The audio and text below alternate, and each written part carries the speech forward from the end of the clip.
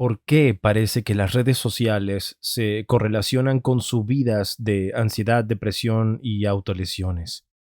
Parece que, según la más reciente investigación, hay una cosa claramente positiva de las redes sociales y dos negativas. Las dos cosas negativas son, una, la llaman consumo social, pero esencialmente reemplazas la interacción real cara a cara, el tipo de conexiones que necesitas para poder prosperar, lo reemplazas con interacciones en línea y no es lo mismo.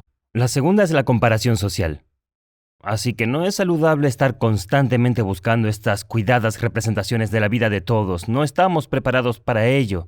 Y eso nos hace menos felices. Así que es la comparación social lo que nos hace menos felices y el consumo social que nos mantiene alejados de las interacciones que nos harían más felices.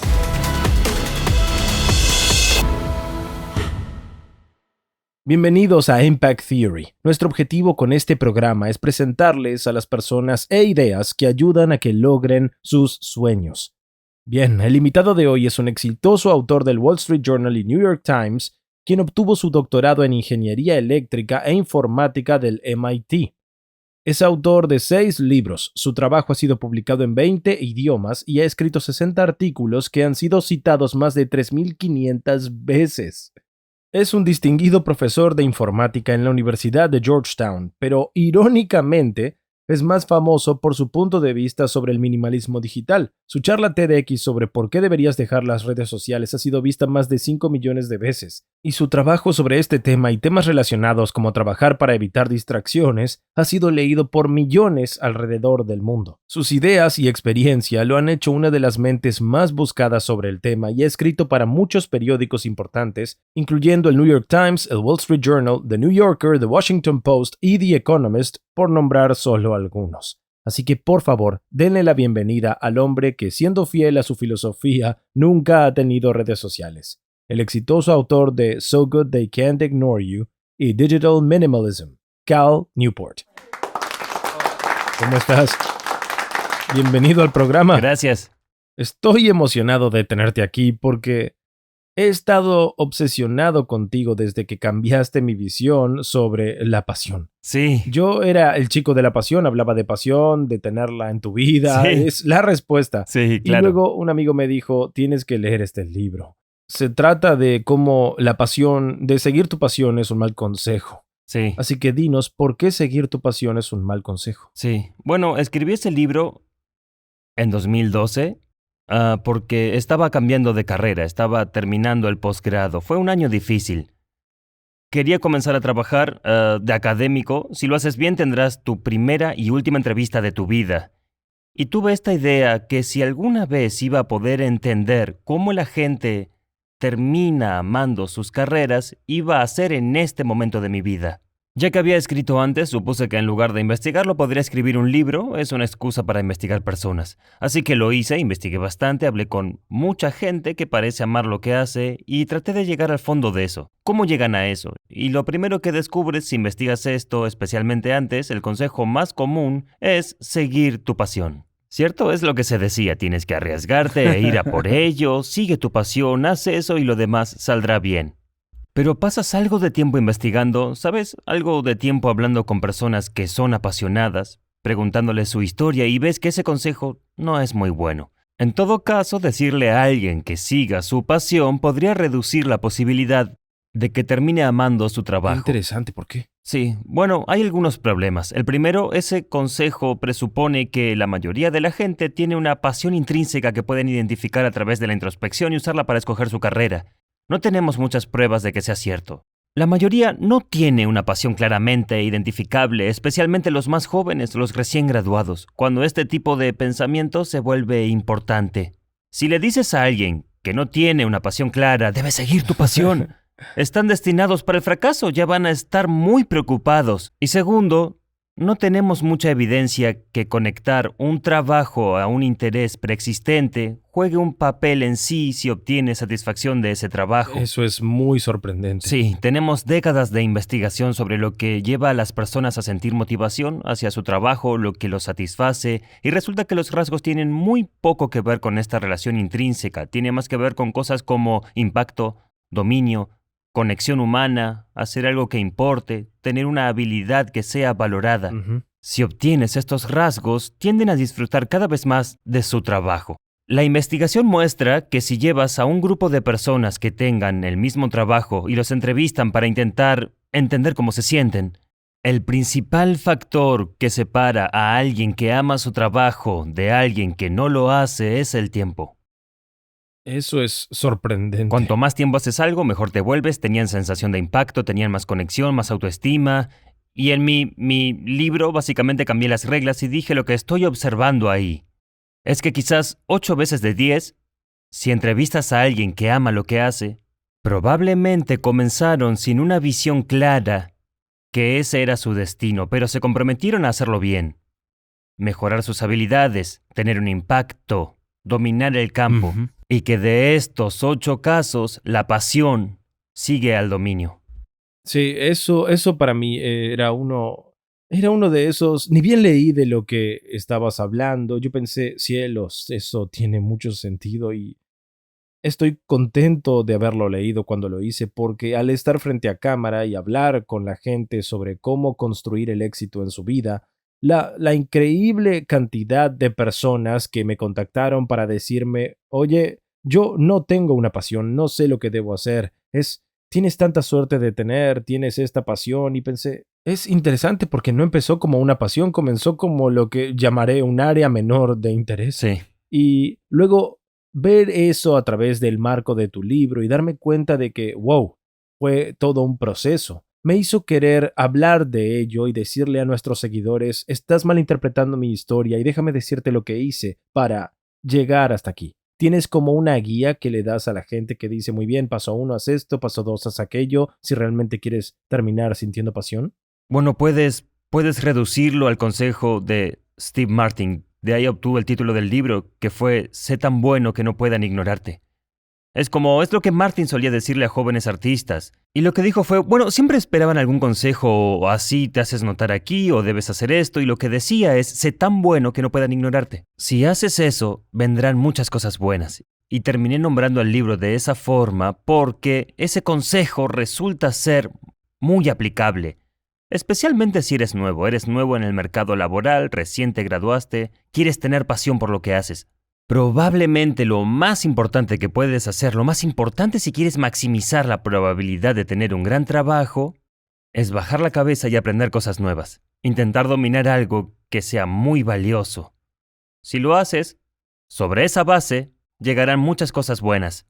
Cosas que incluyen satisfacción y pasión por tu trabajo. Pero yo quiero regresar y terminar de cerrar la idea de la pasión. Bien, dices que alguien podría tomar algo en lo que tiene cero interés o incluso odia y solo volviéndose bueno poder desarrollar pasión. ¿Y crees que hay algo automático ahí sobre el dominio es igual a la pasión? ¿Es una especie de fórmula o es que tienes que empezar con algo que encuentres interesante, solo que no necesariamente va a ser alguno que se sienta como que podría ser una pasión? Sí, eso último que dijiste es correcto y básicamente tenemos que bajar la vara. Tenemos que bajar la vara de esa altura imposible donde la ponemos, que es, tienes una verdadera pasión y si la descubres, amarás tu trabajo a partir de mañana y si te equivocas, estás destinado a una vida de miseria. Tenemos que bajar esa vara a, hay muchas cosas diferentes sobre las que podrías construir una vida de plenitud y pasión. Pero eso no es solo algo al azar, ¿cierto? Tiene que ser algo que creas interesante, tiene que ser algo que creas que te recompensará con más flexibilidad y opciones a medida que mejoras, ¿cierto? Así que no es solo arbitrario, pero la mayoría podría identificar rápidamente 6 o 7 cosas que les interesen. Lo que digo es que es suficiente. Suficiente para que pase la vara. Me gusta, tal vez sea bueno en esto, tendría más oportunidades si soy bueno. Si alguna de estas cosas te resuenan de alguna forma, es suficiente para que sea la base de una carrera apasionante y probablemente hay muchas cosas que pasen ese criterio y está bien. Y ahora, yendo a la idea del aprendizaje, hubo un artículo recientemente que me pareció interesante y me sacó una rabieta, así que veamos cuán maravillosamente irritantes podemos ser siendo muy honestos. Esta mujer escribió un artículo diciendo, vaya, tengo este negocio, solía conseguir pasantes todo el tiempo, la gente me preguntaba si podían ser pasantes y luego alrededor de hace 6 o 7 años se detuvo. y ahora la gente de hoy está poco dispuesta a hacer cosas y eso. Creo que incluso dijo que no están interesados en hacerlo, no diciendo que estaba rogándoles o algo. Estaba sorprendida de que la gente ya no quisiera ser un pasante. Y luego los comentarios del artículo estaban masacrando a esta mujer y diciendo, oh, ¿no crees que la gente no quiere ser esclavizada o no quieren trabajar gratis? Y yo pensé, wow, si tuviera un consejo para mí mismo, para mi yo del pasado, de hecho, el camarógrafo de esta cámara aquí está dejando esta empresa porque está siguiendo mi consejo, porque el consejo que le di fue, ve, ¿quién está viviendo tu vida idealizada? La misma vida que imaginas como, oh, vaya, si la tuviera, sería muy feliz. Trabaja para ellos gratis a cambio de conocimiento y conexiones. Como si no puedo darte eso, entonces deberías irte porque estás en una hermosa parte de tu vida donde la pobreza está bien. Sí. Puedes tener sexo siendo pobre. Sí. No es tan lindo cuando tienes 40, Sí. pero cuando tienes 20, hey, no define la persona que eres Sí. y tu valor en el mundo. Y él literalmente dijo, voy a ir a hacer exactamente eso. Y eso para mí es brillante. Así que el hecho de que estén acosando a esta mujer por dignarse a sugerir que alguien sea básicamente un aprendiz, me parece escandaloso por su bien. Sí. No por el mío, Sí. por su bien. Sí. Bueno, no creo que pensemos lo suficiente en lo difícil que es hacer cosas interesantes y exitosas. Y entonces este es un problema del que hablé en el libro original, donde los jóvenes, en particular, escribirán su propio guión para así quiero que funcione el mundo. Así es como quiero hacer esto y quiero tener mucho éxito, quiero estas cosas y esto es lo que creo que será importante. Estar en las redes sociales será clave, soy un joven emprendedor, todo saldrá bien en un año. Pero todo lo que vale la pena es muy difícil y a menudo muy específico. Y por eso siempre les digo a los jóvenes algo muy parecido. Antes de hacer tu plan de cómo lograrás, no sé, convertirte en escritor, por ejemplo, que mucha gente me pregunta, ve a hablar con escritores, averígualo. Averiguar cuál es la realidad de lo que importa y cómo la gente tiene éxito. No escribas tu propio guión con las respuestas que tú quieres, porque a menudo hay un conflicto. Es fácil idear un plan donde dices voy a hacer esto y aquello, escribir 20 páginas al día, algo que es difícil pero no tanto y crees que será divertido y puede que no tenga nada que ver con cómo funciona esa industria. Pero sí puedes conseguir la información. Quizás haciendo una pasantía con alguien quien te puede enseñar sobre el campo que te importa y entiendes, oh, esto debo hacer. Sabrás dónde poner tu energía. Sabrás cómo empezar. Es por eso que en la academia, por ejemplo, la gente que escribe artículos para los mejores tienden a entrenar con estrellas. Para aprender, ¿no? Si estás en el MIT en ciencias, aprenderás de la gente que eso es lo que hacen. Escriben artículos para los mejores, saben cómo hacerlo, tienen mucha experiencia en eso. Puedes ver a lo que le prestan atención y a lo que no le prestan atención. Y ese tipo de aprendizaje importa. Así que la intoxicación que sentí al leer el libro llamado So Good They Can't Ignore You, lo cual es ciertamente tu credo en la vida, definitivamente es el mío. ¿Cómo hacen eso? ¿Cómo se vuelven tan buenos que no se pueden ignorar? Bueno, deberías mirar, digamos, músicos profesionales, atletas profesionales, ajedrecistas profesionales, gente que tiene que ser buena en un mundo que tiene una jerarquía bien definida, donde tienes un ranking de ajedrez y no puedes huir de él, tienes un promedio, ¿cierto? Ya sabes, no puedes escapar de eso. Mira cómo entrenan. Porque en su mundo hay mucho esfuerzo que se ha puesto en cómo mejorar sistemáticamente y lo que ves es que practican mucho y no hay atajo a la práctica deliberada para ganar dominio en casi cualquier campo. Pero en el campo del conocimiento en particular, así que en este campo variado de creativos y otros tipos de profesionales, no pensamos así. Y la gente no hace mucha de esta práctica sistemática y por eso en So Good They Can Ignore You voy y paso el rato con un guitarrista profesional. Y le digo, bien, quiero verte practicar. Y en este caso hay una buena razón para hacerlo, porque este es alguien que empezó a tocar la guitarra al mismo tiempo que yo comencé. Y a la edad donde yo no era tan bueno, toqué en una banda y dijimos, está bien. Él estaba grabando un disco y se anunciaba como un nuevo talento, ¿cierto? Una nueva forma de tocar la guitarra. Así que dije, genial, quiero entender por qué se volvió tan bueno. Y lo hice. Verlo practicar en esta casa de músicos en la que vivía con muchos otros colegas, respondió la pregunta al 100%. Era tan intenso cuando estaba practicando tocar que olvidaba respirar, ¿no? Así que estaba practicando, intentaba tocar más rápido, pudo conseguir hacerlo tocando un 10% más rápido de lo que podía tocar cómodamente. Y estaba tan concentrado que olvidaba respirar y de pronto él tomaba una gran cantidad de respiración cuando su cuerpo lo obligaba a tomar aire. Esa es la diferencia. Nunca hice eso. Eso es lograr, es pensar, debo practicar mi velocidad, entonces saldré de mi zona de confort. Y te recuerdo diciendo con ese ejemplo que estabas viéndolo practicar algo que no era divertido para él, no sabía cómo hacerlo, así que fue a enfrentarse constantemente a sus fallos y dijiste, lo que me gusta hacer es tomar mi guitarra y tocar una canción que Sí, me guste. poner a Hendrix y sentirme un rockero, sí, Así cierto. que ahora ayuda a la gente a entender. Así que has dicho eso, hay una gran diferencia entre repetición y práctica. Entonces, ¿cómo y hasta a mí mucho de lo que hago está probablemente cerca de la repetición y Sí. hay un momento raro donde realmente me detengo y digo, espera, ¿qué parte de esto puedo tomar y practicarlo hasta que sea bueno en eso y luego vuelva a insertarlo en el todo para no estar repitiéndolo? Sí. Entonces, ¿cómo puede la gente conceptualizar la diferencia entre repetición y la práctica real? Bien, porque la repetición después de un punto inicial, cuando eres nuevo en algo, la repetición no te hace mejor. Y esto no es obvio, ¿verdad? Hay estudios de psicología del rendimiento a partir de los años 70 que trataban de entender cómo se convierten las personas en maestros en algo y la repetición era una de las hipótesis. Tal vez lo hagas mucho, resulta que no es el caso. Otros pensaron era entender el mundo, tal vez construir un modelo mental, ese no es el caso, es una práctica deliberada. Y entonces, ¿la diferencia? Con la práctica te extiendes. Te extiendes más allá de donde te sientes cómodo, como lo haces con un músculo. ¿Cierto? Hay que cansar el músculo, agotarlo si vas a hacerlo crecer, ¿cierto? Pero es incómodo, estirarlo es incómodo.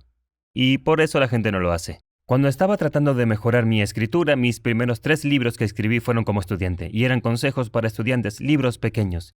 Y yo quería ser un autor de grandes libros de tapa dura. En un momento me di cuenta que debía mejorar mi escritura, y lo que descubrí fue que escribir en mi blog, por ejemplo, no era suficiente, y dije, voy a escribir para revistas.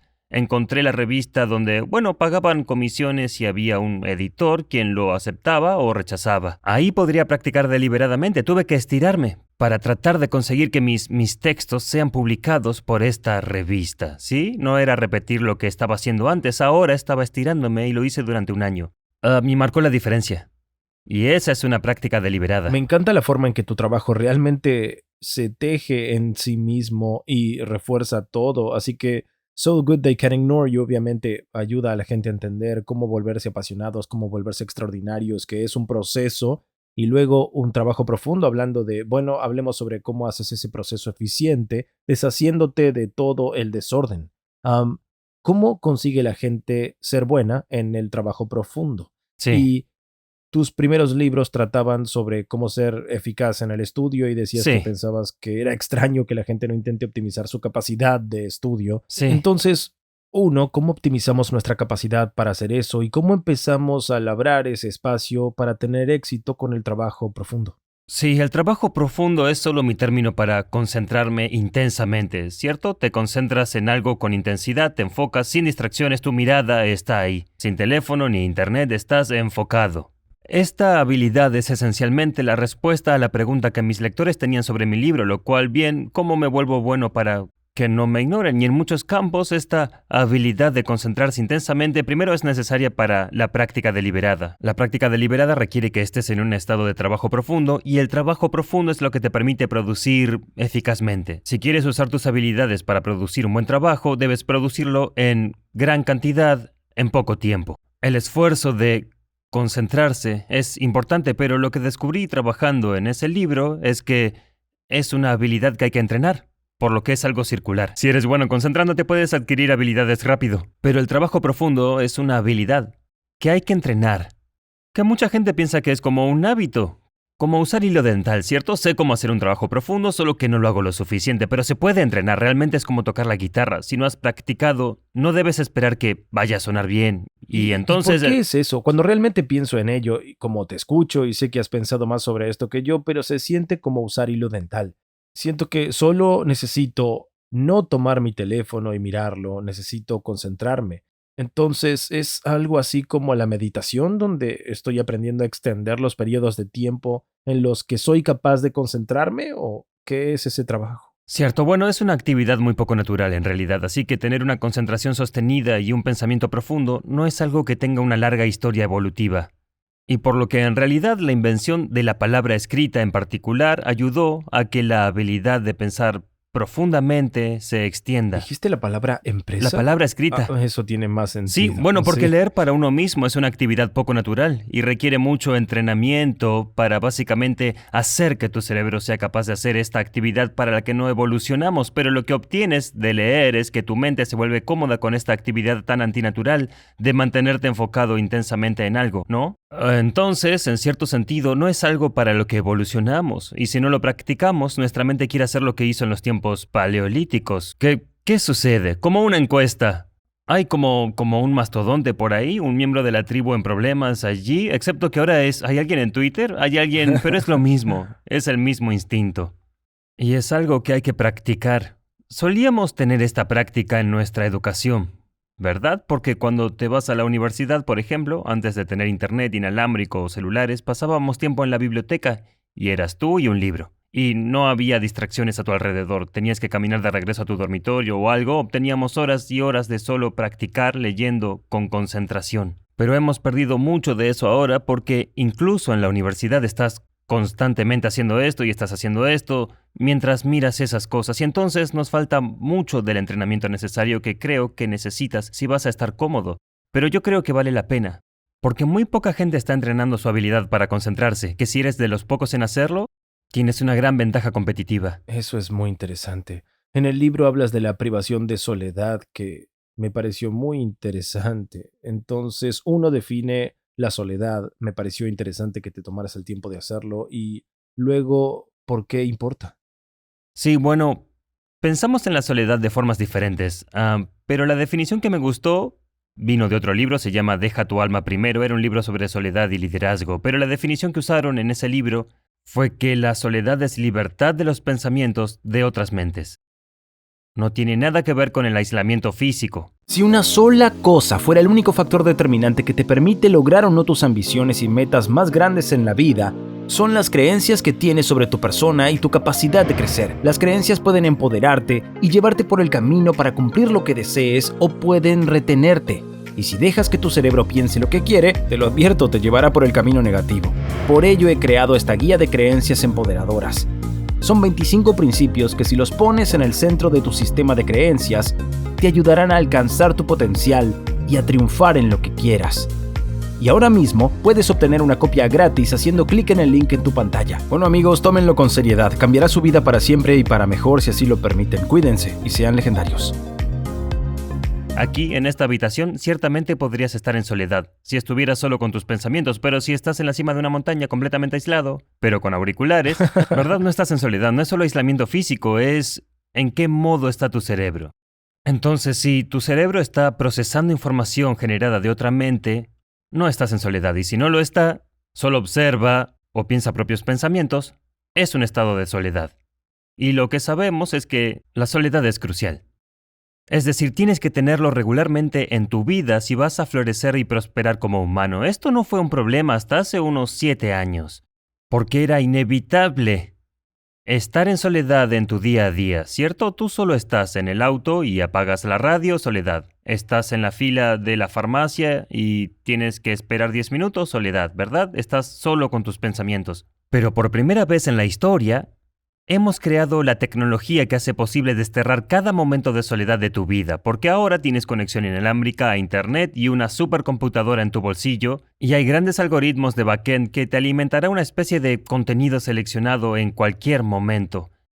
El problema con eso es que saca la soledad de tu vida, creando un síndrome llamado privación de soledad para lo que no estamos preparados. Y nos pone ansiosos, impide nuestro desarrollo e impide nuestra creatividad y perspicacia. No es bueno.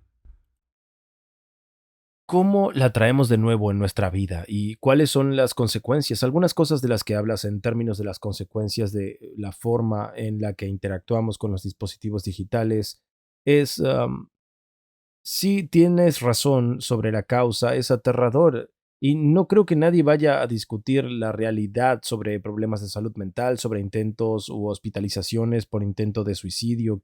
Quiero decir, es loco. Sí, realmente lo es. Creo que está siendo obvio que tener esto como una compañía constante no es bueno.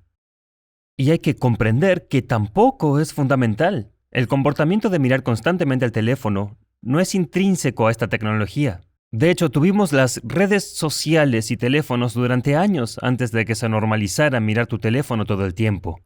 La razón por la que lo hacemos, y este es el motivo que está causando estos problemas, la razón por la que lo hacemos es que alrededor del punto cuando las redes sociales se estaban preparando para salir al mercado, rediseñaron la experiencia de las redes sociales. Entonces, en lugar de que se trate de publicar y leer publicaciones, se convirtió en esta entrada de indicadores de aprobación social. Me gusta, retweets, etiquetas de fotos y comentarios, y ahora tenías una razón para seguir viendo el teléfono, porque cada vez que lo tocas puede haber otra recompensa, otra indicación de aprobación social. Nada de eso estaba en el modelo original de las redes, pero lo agregaron porque cambió de algo que veías de vez en cuando a algo que ves siempre. Y fue muy difícil de resistir, y eso cambió nuestra relación con los dispositivos. Y ahora lo pensamos como algo que miramos a diario, nos entrenó para pensar en ellos como un constante compañero, que necesitamos estar mirando todo el tiempo, pero eso es muy reciente, y es muy artificial, y está causando problemas. Entonces, ¿cómo empezamos a tallar ese espacio para la soledad? Hay cosas que podemos hacer, sé que has hablado de caminar, ¿qué cosas puede hacer la gente para entrenarse? Porque obviamente ahora la mayoría está como tú dijiste en un ciclo de respuesta pavloviano donde no van a detenerse por accidente, así que ¿cómo salen de eso y qué pueden hacer para reintroducir la soledad? Bueno, con respecto a la soledad, es fácil recuperarla. Lo que debes hacer regularmente es algo sin tu teléfono. Básicamente vuelves a 10 años atrás. No todo el tiempo, solo de vez en cuando, ¿cierto? Quizás cuando pasees al perro en algún momento, no llevas el teléfono, vas a la farmacia, no llevas el teléfono. Solo ten alguna actividad que hagas a diario sin tu teléfono, aunque sean 20 minutos. Y ya estás recibiendo pequeñas dosis de soledad, estás rompiendo el síndrome de privación de soledad. Entonces, ahora, ¿cómo construimos? Habla sobre la desintoxicación de la tecnología.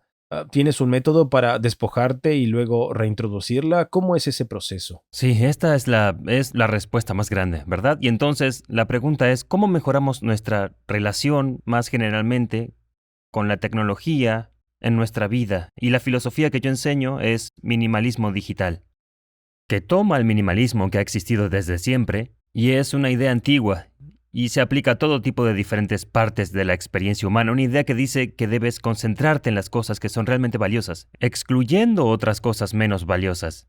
Así que al poner tu atención en las cosas que sabes que te darán ganancias y concentrarte en ellas, será mejor que tomar esa atención y repartirla en cosas que te dan pequeñas ganancias. Así que si aplicas esto a tu vida digital, lo que obtienes es un enfoque a las aplicaciones y los servicios y los artilugios que dicen, solo quiero usar dispositivos que me den rendimientos grandes en pequeñas cosas que me importan.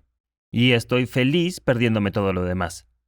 Que es una manera completamente diferente de pensar en ello de lo que creo que la mayoría piensa sobre su vida digital, que es una mentalidad más maximalista. Oye, esto podría traerme algún valor o conveniencia y no quiero perderme eso, así que podría probarlo. Podría descargar esa aplicación, podría registrarme, este tipo de enfoque más fortuito. Los minimalistas dicen, no, no, no, no, sé lo que soy, sé qué quiero hacer con mi tiempo, sé lo que es importante para mí, y puse la tecnología a trabajar de forma estratégica para que me ayude con las cosas importantes y todo lo demás solo lo ignoro. Entonces, ¿qué es el residuo de atención? ¿Cómo nos aseguramos de que no nos encontramos en ese bucle de muerte? Sí, bueno, el residuo de atención es el asesino de cualquier esfuerzo creativo y sale de la literatura psicológica. Este término proviene de una investigadora llamada Sophie Leroy. Básicamente lo que dice es, si estás concentrado en algo difícil y luego cambias tu atención a otra cosa, e incluso si es por un minuto, ¿cierto? Como si miraras un correo o algo así, y luego vuelves a lo que estabas haciendo, queda un residuo de ese cambio de contexto. Y ese residuo tarda un poco en irse, y hasta que se vaya, tu rendimiento cognitivo es menor. Entonces, es como si hubieras tomado alguna droga y estás mal, ¿cierto? Y entonces el problema es la forma en que muchos trabajamos hoy, cuando tenemos demandas o cuando estamos respondiendo un correo, las redes o lo que sea, es que revisamos constantemente. Y nos sentimos como, oye, bien, es lo correcto, no tengo esta ventana abierta al mismo tiempo que la otra, no hago todo a la vez, lo tengo resuelto, pero es el cambio de contexto de estas revisiones que está creando un residuo de atención y reduciendo nuestro rendimiento. Y lo que hacen algunas personas cada 10 minutos es esta mirada rápida, ¿verdad? Ahora están en un estado de persistente residuo de atención, y por lo que están actuando a una capacidad muy reducida, y ni siquiera se dan cuenta que es una de las razones por las que la gente prioriza trabajar mucho, sin ningún descanso. Una de las razones por qué les va bien es que están evitando el residuo de atención. Están evitando la reducción de su capacidad. ¿Cómo pueden las personas entrar en ese estado? Asumiendo que ellos no están revisando constantemente, el residuo no es el problema. ¿Cómo pueden conseguir ese estado ellos mismos? Sí, bueno, en general somos muy malos en saber cómo sacar un buen retorno de los cerebros humanos. Y somos tan malos porque estamos adoptados a este flujo de trabajo. Cuando teníamos baja interacción social aparecieron las herramientas electrónicas. Adoptamos este flujo de trabajo de tener una constante conversación no estructurada. Como hagamos lo que haríamos si estuviéramos los tres en la sabana, cazando un mastodonte y solo estamos, ¿sabes?, hablando según sea necesario. Oye, ve allí, ¿qué ves allí? Intentamos implementarlo en nuestras empresas. El problema es que esta conversación no estructurada requiere que estés constantemente controlando los canales de comunicación y todos sienten que tienen que estar pendientes, igual que tú, porque no puedes hacer otra cosa con tu cerebro si tienes que estar en estas conversaciones. Entonces, para pasar a la siguiente pregunta, digamos que has sido capaz de hacer que esto funcione. ¿Cómo aprovechas al máximo de estas sesiones de trabajo? Algo que noté es que para mucha gente es bueno tener rituales.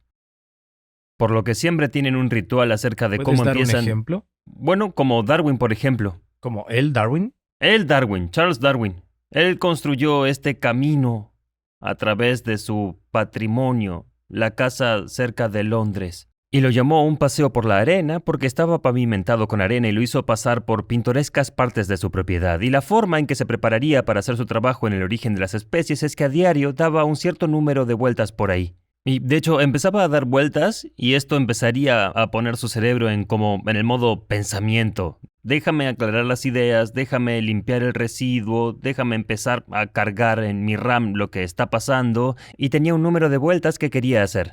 Y colocaba esa cantidad de rocas en el camino para no tener que desperdiciar recursos llevando la cuenta. Y cada vez que pasaba por las rocas, pateaba una. Y así cuando pateaba la última roca, luego se desviaba hacia el estudio. Y luego comenzaba a trabajar, a escribir, leer o lo que sea. Eso es muy común. Muchos trabajadores tienen algún tipo de ritual como ese, algo que hacen. ¿Tienes uno? Sí, depende de qué tipo de trabajo esté haciendo y qué lugar esté usando, pero en mi casa, por ejemplo, tengo un estudio donde hago mi trabajo y allí no guardo mi computadora.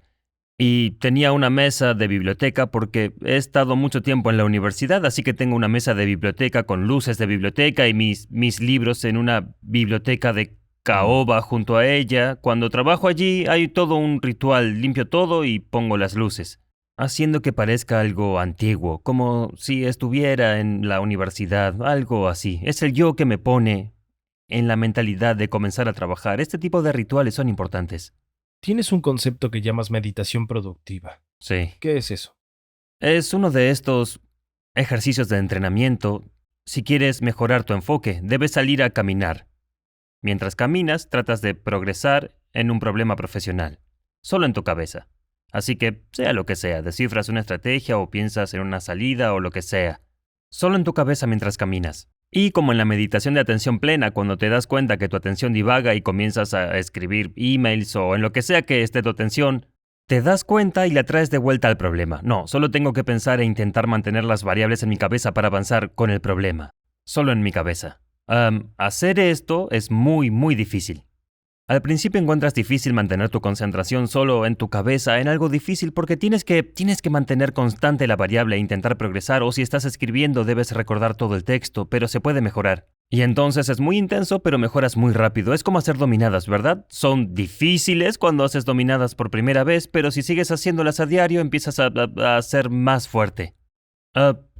Parece que, según la más reciente investigación, hay una cosa claramente positiva de las redes sociales y dos negativas. Las dos cosas negativas son, una, la llaman consumo social, pero esencialmente reemplazas la interacción real cara a cara, el tipo de conexiones que necesitas para poder prosperar, lo reemplazas con interacciones en línea y no es lo mismo.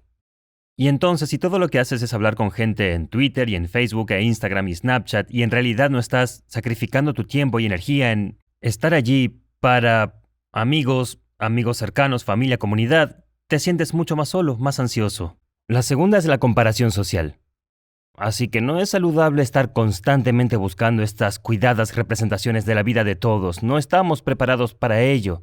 Y eso nos hace menos felices. Así que es la comparación social lo que nos hace menos felices y el consumo social que nos mantiene alejados de las interacciones que nos harían más felices. Esos son probablemente los dos impulsores de por qué vemos estas correlaciones con un mayor uso de las redes sociales y menos felicidad y sociabilidad. Entonces fueron parte de tu argumento sobre esto. Pienso que se hizo poderoso por quienes decían, bueno, tal vez no sea eso, tal vez sea esto, tal vez es esto. Sí, Y terminaron viendo que eso en realidad no se alineaba. sí. Explícanos un poco más, porque realmente le agrega fuerza a tu Bueno, teoría. muchos de estos estudios son correlativos. Estás observando diferentes generaciones, diferentes años de nacimiento y tratas de entender en general por qué esa población es diferente. Así que cuando llegó a los adolescentes y salud mental hubo un momento muy interesante donde los demógrafos que miden diferentes propiedades de diferentes generaciones, cuando llegaron a la generación Z, la primera generación en tener acceso ubicuo a teléfonos comenzando su adolescencia, los problemas de salud aumentaron más rápidamente que cualquier otra cosa que hubieran visto aumentar en cualquier generación. Así Wow. que literalmente salió del gráfico. Ellos no vieron cambios. Por lo general los cambios entre generaciones son más graduales. Y están intentando averiguar ¿Qué por qué. exactamente están midiendo? En este caso, piénsalo como un año de nacimiento versus como incidencia per cápita de ansiedad y trastornos relacionados, ¿sí? Y así llegas a un año, en los 90, que te pone en la era de los teléfonos en su adolescencia temprana y eso sube. Wow. Así es, y están intentando averiguar por qué, pero como todo buen demógrafo, verás, podría haber problemas diferentes, podría haber conjeturas diferentes, y así exploraron un montón de cosas diferentes. Pero el año no afectaba a otras cosas. Pensaron, bueno, tal vez tiene que ver con, ya sabes, la recesión y ansiedad económica, pero eso empezó antes. Y esto no empezó hasta un poco más tarde. Bueno, tal vez sean cosas políticas y todos están estresados, pero no, eso es más tarde. Eso viene después, así que están intentando resolver esto. Dijeron, bueno, tal vez es un error. Bien, tal vez sí es verdad que a partir de este año las personas reportan ansiedad o trastornos similares, pero nos hemos acostumbrado a eso y tal vez la gente está más cómoda. Pero luego miraron los datos de hospitalizaciones y los de autolesiones también subieron, ¿cierto? Así que no es un error de informe. Y entonces lo que ves es un tipo de estrechamiento del consenso en torno a la idea de que no hay otra explicación que se ajuste a los datos tanto como darle redes a los adolescentes. Eso lo está causando. Has hecho declaraciones audaces sobre cómo la gente vería las redes sociales en el futuro. ¿Cuál es la analogía que usas? Bueno, creo que la analogía del cigarrillo es una que llamó la atención. Pero la analogía real es, si esta investigación termina comprobando que esto está causando daño a los adolescentes, dije, fue en una entrevista de GQ. Probablemente pensemos que darle a un niño de 13 años un teléfono sea lo mismo que darle a un niño de 13 años un paquete de cigarrillos, porque estamos aprendiendo que el cerebro en este punto no puede manejar las fuerzas que son desatadas por estos tipos de herramientas altamente optimizadas que están construidas para explotar vulnerabilidades psicológicas para conseguir usuarios, al igual que aumentamos el contenido de nicotina en el tabaco y los cigarrillos porque queremos que la gente fume más. Estas cosas han sido modificadas demasiado, como hablamos antes. Tenía que afinar la explotación psicológica si querían que la gente lo revisara constantemente como querían para que los números subieran. Así que estas cosas están muy afinadas. Juegan con las vulnerabilidades psicológicas, involucrando la aprobación social y conexión. Le das eso a un cerebro adolescente que está obsesionado con eso, ¿no? Es muy, muy volátil. Ahora, lo que amo sobre todo tu trabajo es que realmente se alimenta de una noción poderosa que es...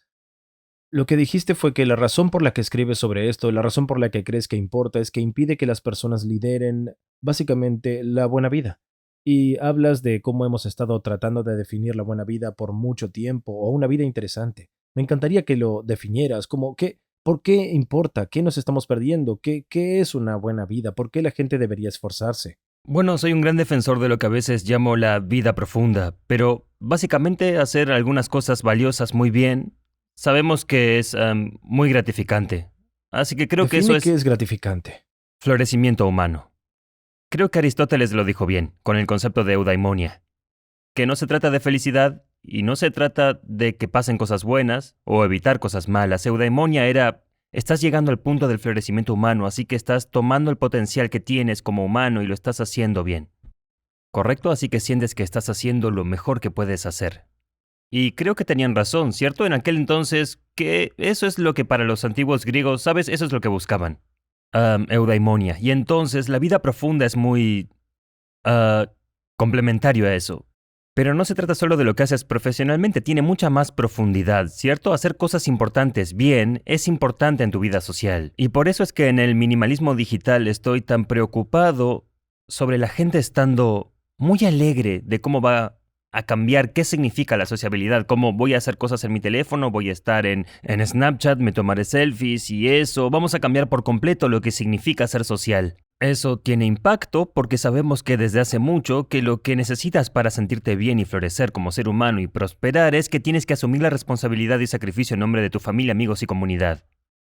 No puedes solo hacer esto. Tienes que decir, estoy conectado y en servicio con la gente en mi órbita inmediata. Necesitamos eso también, el florecer. Entonces en tu trabajo, enfócate para hacer cosas buenas.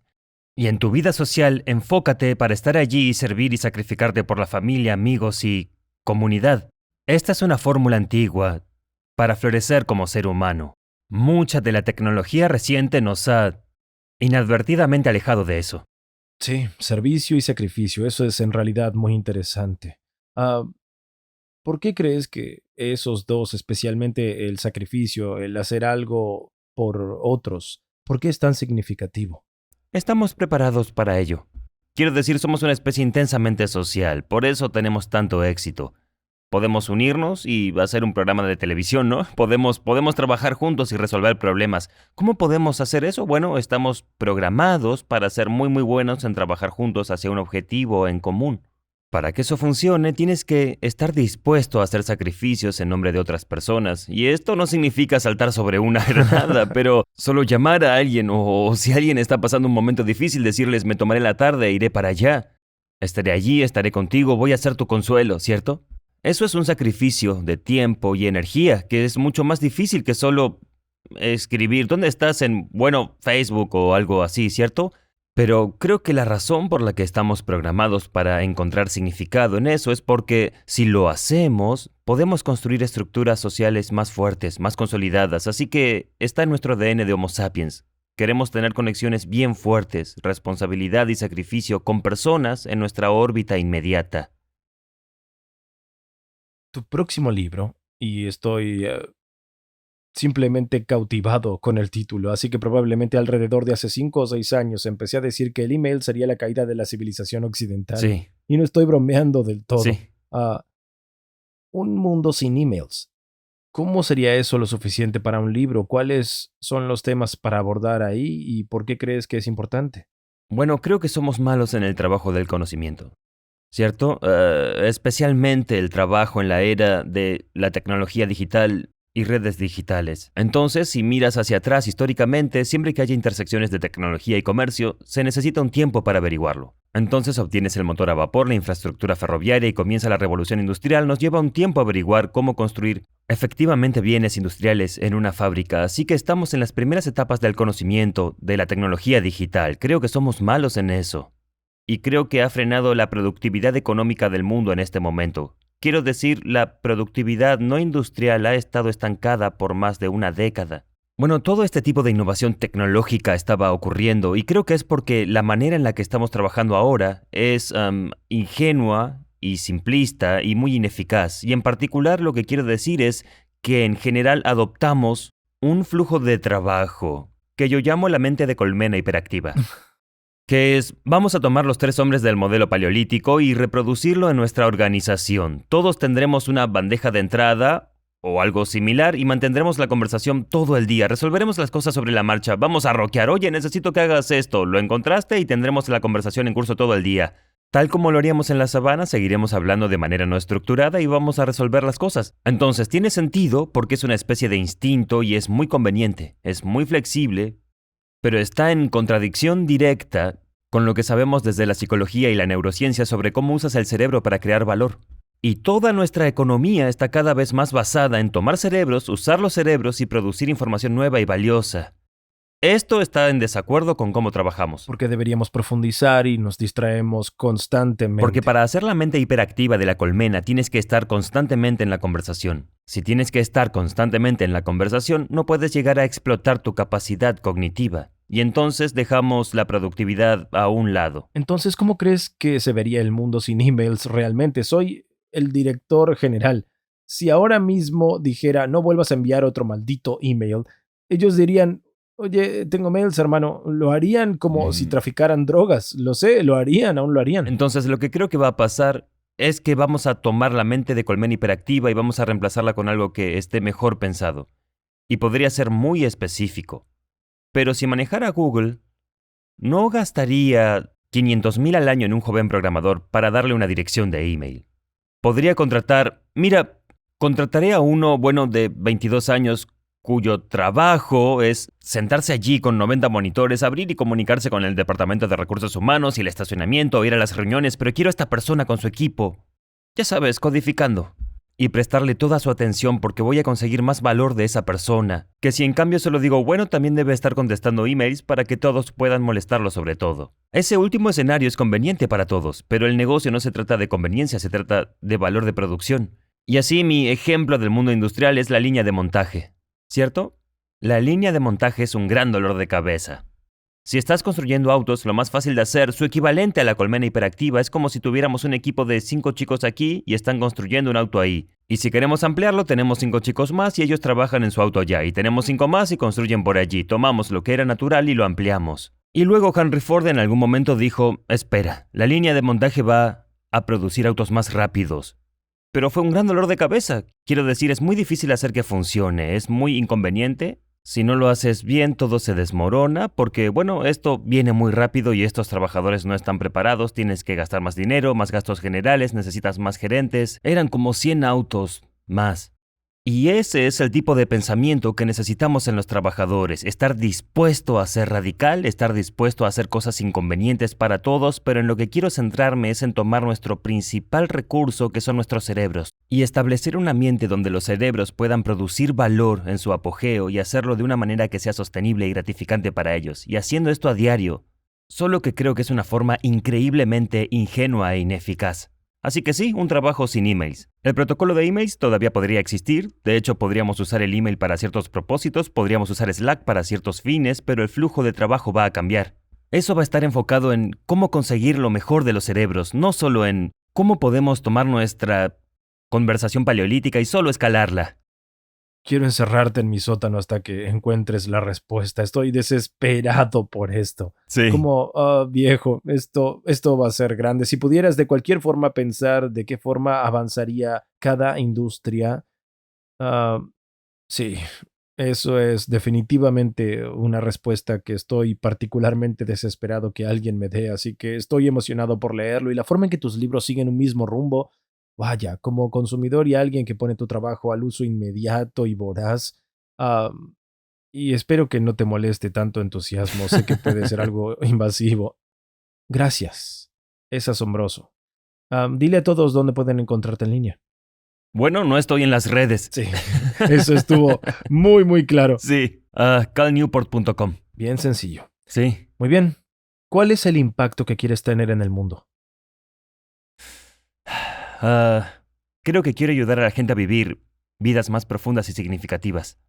Y quiero hacerlo desde la perspectiva de descubrir cómo poner todos estos milagros tecnológicos que inventaron, cómo ponerlos a trabajar para evitar que se interpongan en su camino de llegar a ese estado de eudaimonia. Me encanta.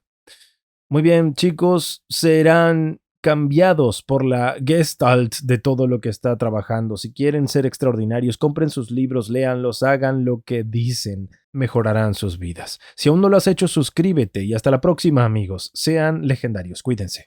Muchas gracias, Carl. Gracias. Sí. Sí, eso fue increíble. Desensibilización y reprocesamiento por movimiento ocular o liberación somática corporal, casi todas ellas están diseñadas para hacer algo que es llevar a la persona o a llevarte a un estado de gran alerta y centrar tu atención en el evento traumático o negativo. Así es como funciona. Y luego asociarlo a algo nuevo.